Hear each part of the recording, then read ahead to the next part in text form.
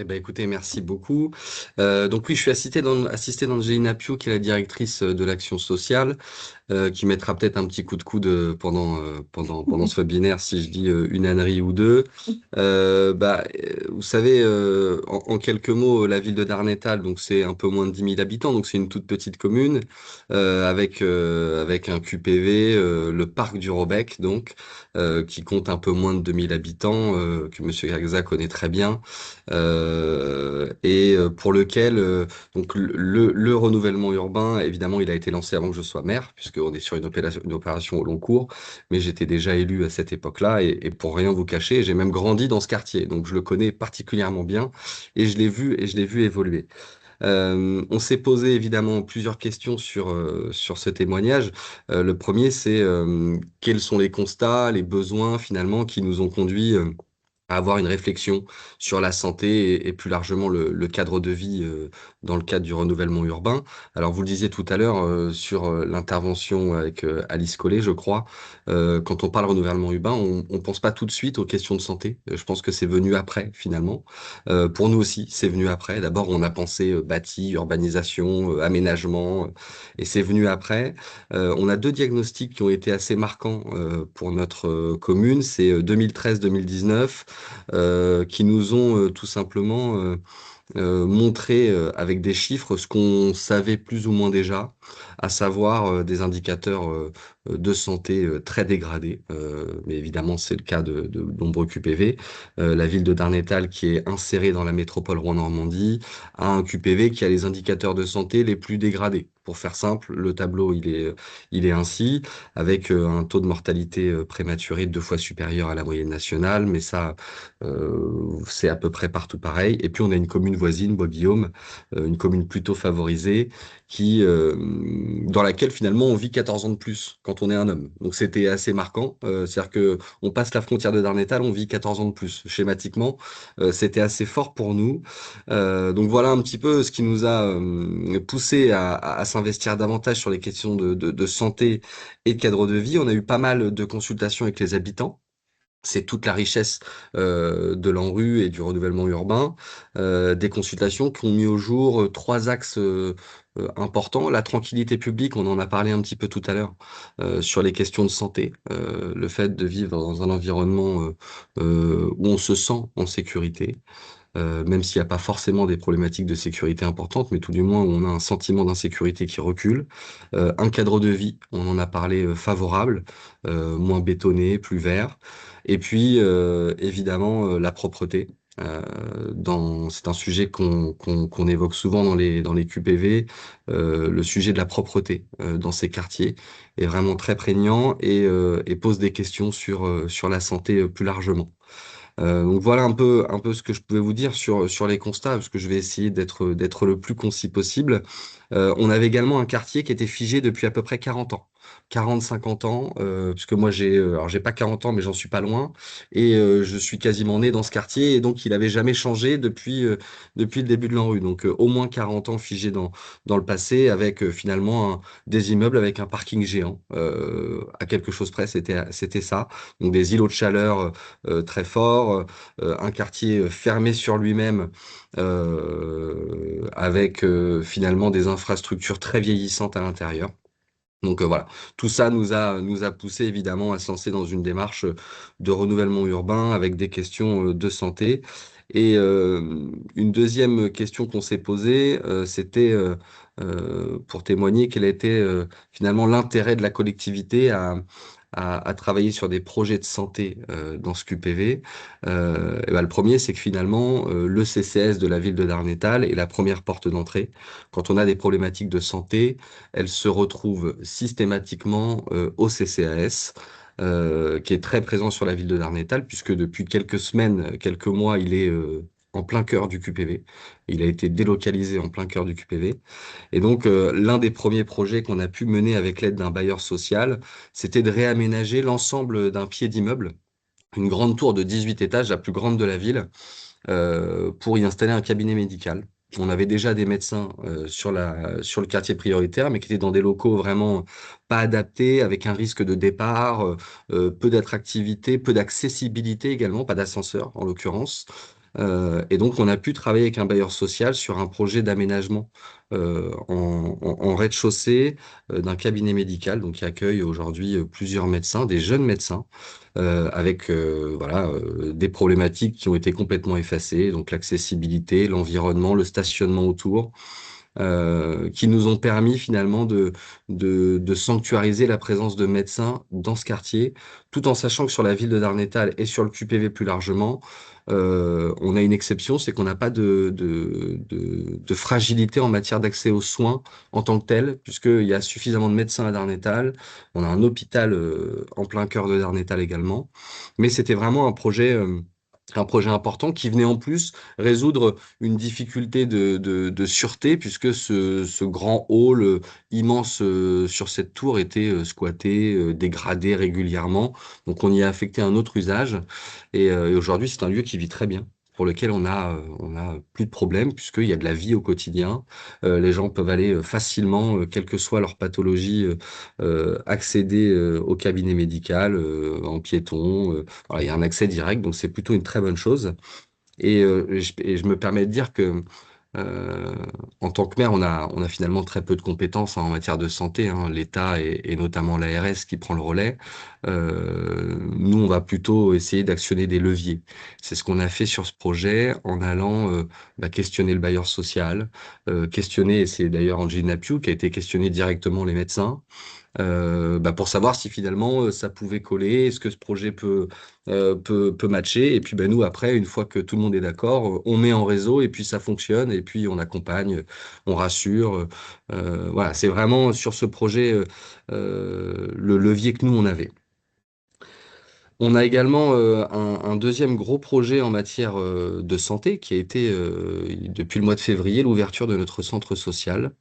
Alors ça vient évidemment d'un souhait des habitants, mais aussi d'un souhait de l'État, avec notamment la CNAF, d'avoir des centres sociaux dans tous les quartiers prioritaires politiques de la ville. Ce centre social, il est pour nous très important, puisqu'il a permis de centraliser toutes nos actions en matière de santé. On avait et on a toujours eu un certain nombre d'actions sur la santé, mais ça a permis de les centraliser, de les mettre finalement sur un projet global avec des actions sur le sport santé, sur l'alimentation, sur les addictions. Qui se déroulent essentiellement au sein du centre social ou qui sont délocalisés tout autour avec des infrastructures à proximité. Donc ça, c'est vraiment pour nous une opportunité. Et puis ça me permet de faire le lien sur une démarche sur laquelle on est en train de réfléchir, hein, sur notamment les centres sociaux promoteurs de santé, qui est une démarche assez récente sur laquelle on est en train de se renseigner parce qu'on a tout à y gagner. On est la première porte d'entrée en matière de santé. On connaît les habitants, on connaît les acteurs. Donc l'idée, c'est d'essayer de mettre tout le monde en réseau pour favoriser les actions de santé. Donc voilà, c'est aussi dans la continuité de ce centre social une démarche sur laquelle on est en train de réfléchir. Voilà, au fur et à mesure que les choses avancent, on trouve de nouveaux leviers et celle-ci en fait évidemment partie. Une autre petite chose sur la santé, on parlait du cadre de vie tout à l'heure. Il faut imaginer, comme tous les QPV avant en rue, un quartier très bétonné, beaucoup d'îlots de chaleur, peu d'arbres, peu d'espaces verts. On a plus d'une centaine d'arbres qui ont été plantés dans le cadre de cet aménagement urbain, un jardin traversant qui a été créé. Tous les logements qui ont été entièrement rénovés, hein, une rénovation thermique globale, la pose d'ascenseurs sur quasiment l'ensemble des logements qui en étaient dépourvus, des résidentialisations de pieds d'immeubles, le raccordement, on en parlait tout à l'heure, au chauffage urbain qui est plutôt vertueux en termes d'énergie, la renaturation de l'école, ça a été la première de l'école du quartier prioritaire, hein, l'école Jules Ferry. Les travaux de rénovation de notre piscine aussi, qui est en plein milieu du quartier prioritaire. Donc voilà, toutes ces choses-là ont permis d'améliorer significativement le cadre de vie. Dès aujourd'hui, nous, on est en fin de renouvellement urbain. On sent déjà un certain nombre de choses, d'indicateurs qui nous montrent que le quartier vit de mieux en mieux. On aura probablement fini l'essentiel de l'ANRU courant d'année prochaine. On a vraiment un cadre de vie qui s'est amélioré. Là où on doit, je pense, collectivement rester vigilant, c'est comment on permet aux habitants de s'approprier ce nouvel environnement. Parce que ça a été à un moment donné l'écueil du renouvellement urbain. On fait quelque chose de beau et comment on permet aux habitants de se l'approprier, de vivre avec, de le faire évoluer. Ça va être l'attention qu'on aura sur les mois et les années qui viennent parce que faire du beau c'est bien, mais il faut que ça vive. Et on en parlait hein, sur le cadre de vie en matière de santé. Moi, je crois profondément que quand on peut sortir de chez soi, accéder à un parc, accéder à une rivière, puisqu'on a aussi une rivière qui borde ce parc du Robec, c'est vraiment des éléments qui, au quotidien, vont améliorer la santé mentale, permettre aux enfants, aux mamans de trouver des lieux où ils peuvent se retrouver ensemble collectivement sans gêner le voisinage, parce que c'est souvent une problématique qu'on rencontre. On a d'ailleurs, à ce titre, ouvert et détruit un pan d'immeuble pour ouvrir le quartier sur une rivière, puisque voilà, c'était quand même assez important pour nous. Donc voilà, cette petite vigilance. Et puis sur le cadre de vie, en matière de santé, le renforcement évidemment de la politique de la tranquillité publique avec bah voilà, hein, l'installation de vidéoprotection, la présence de médiateurs sur le quartier de manière quotidienne, qui viennent à la rencontre des familles, qui voilà, qui sont aussi les premiers à pouvoir aider les services municipaux à mettre en place des politiques sur la gestion de la pollution avec les déchets, avec la présence des rats qu'on rencontre souvent dans les QPV. Donc voilà un peu ce que je pouvais vous dire sur l'intérêt à travailler sur les questions de santé à Darnétal. On verra dans les mois et dans les années qui viennent sur l'analyse des besoins sociaux qu'on a commandé là pour la fin de l'année. Bah, quels sont les indicateurs, puisque un certain nombre de quartiers enfin de secteurs dans le QPV sont finis en termes de travaux depuis maintenant quelques temps. On verra si des évolutions évidemment avancent. On n'en a pas parlé, hein, mais évidemment sur ce quartier prioritaire, on a la chance à Darnétal d'avoir fait le choix de concentrer nos infrastructures publiques dans le QPV, puisqu'on a une école municipale de musique, une bibliothèque, une école, une maison de la petite enfance, une piscine, des installations sportives. En fait, quasiment toutes nos infrastructures municipales sont dans le QPV, ce qui est assez rare, mais c'est ce qui nous permet finalement d'amener de la mixité et de permettre à tout à chacun dans ce QPV d'accéder bah, aux différents services possibles.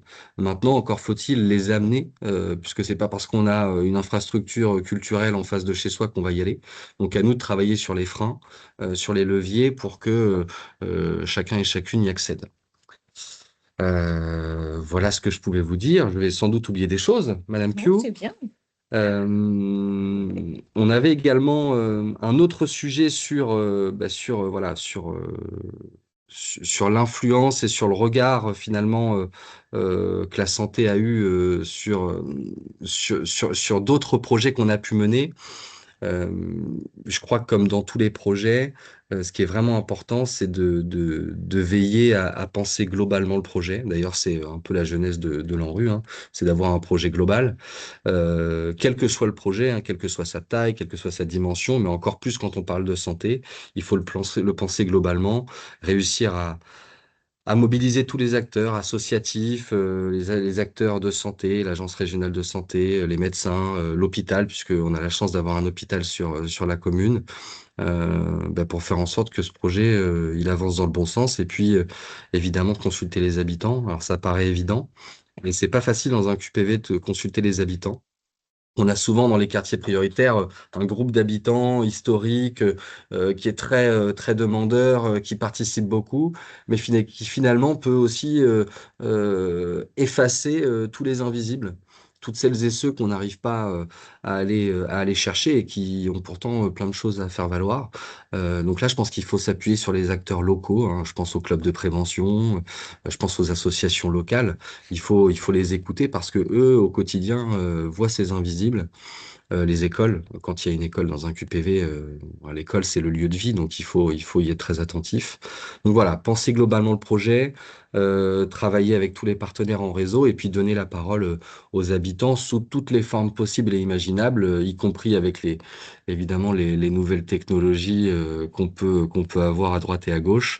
Et puis reconsulter régulièrement parce que ce qu'on a entendu 5 ou 6 ans précédemment pas forcément et plus forcément valable aujourd'hui, notamment sur l'accès aux soins, hein, parce que même si vous avez des médecins à proximité, pour autant, on peut avoir des difficultés financières par méconnaissance, parce qu'aujourd'hui, il y a aussi plein de dispositifs sur le 100% santé qui permettent à tout à chacun d'accéder à des soins, mais on n'est pas forcément au fait de ces choses-là, donc il faut qu'il y ait un accompagnement voilà, sur comment on démocratise, si je puis dire, la santé pour les publics les plus fragiles, y compris ceux issus de l'immigration, pour lesquels c'est forcément très compliqué. Un dernier petit point, si vous me le permettez, on s'est posé la question des conseils qu'on pourrait donner. Alors, c'est pas forcément évident parce que on n'est pas certain d'avoir fait les choses exactement comme il fallait, mais on a fait comme on le pouvait pour intégrer ces questions de santé dans les projets de rénovation urbaine. Euh, il y avait un sujet, et c'est Madame Piu, Angelina, qui m'en a parlé régulièrement, c'est sur le vocabulaire utilisé. Quand on parle de renouvellement urbain, on peut parler de candélabres, de D'enrobé, trottoirs filants, d'enrobé. d'enrobés, etc. Et en fait, on se rend compte que pour beaucoup, ces termes-là, mais ils sont difficiles à comprendre. Donc c'est voilà, comment vulgariser finalement tout ce qu'on peut évoquer avec les habitants, parce que sinon on va dans un premier temps créer une frontière, et puis dans un deuxième temps, finalement, on va les décourager parce qu'ils vont se dire la prochaine fois, on viendra peut-être pas parce qu'on comprend rien et puisque finalement, on a l'impression d'être nul, de pas répondre présent intellectuellement. Donc voilà, ce sujet de la vulgarisation de tous les enjeux sur le cadre de vie et la santé, moi, me paraît très important. D'autant plus quand on sait que c'est ce public-là absolument qu'on cherche. Les personnes qui viennent à des consultations ou à des réunions publiques sont en général des personnes qui, dans la majorité des cas, sont en capacité de comprendre ou qui sont très investis dans le quartier, donc voilà, ils vont rester accrochés. Et tous les autres, si on arrive à les toucher une fois, il faut absolument les garder. Et donc, voilà, la vulgarisation, la facilitation du vocabulaire pour ces personnes-là est selon moi et selon nous très importante en matière de projets de rénovation urbaine sur les enjeux de santé. Et puis, on en a pas beaucoup parlé, mais finalement, les travailleurs sociaux, qui sont en général très présents sur ces QPV, alors je pense évidemment au CCS et aux assistantes sociales du CCS, mais je pense aussi aux centres médico-sociaux, aux CMP ou CMPP, qui, eux, pour le coup, traitent les questions de santé assez fréquemment, sont également très importants et peuvent apporter un éclairage qu'on n'a pas forcément, puisqu'ils sont souvent sous le sceau de la confidentialité, mais peuvent avoir un éclairage très fort sur voilà, les besoins prioritaires en matière de santé sur le territoire, qu'ils soient en QPV ou en territoire vécu autour du QPV d'ailleurs.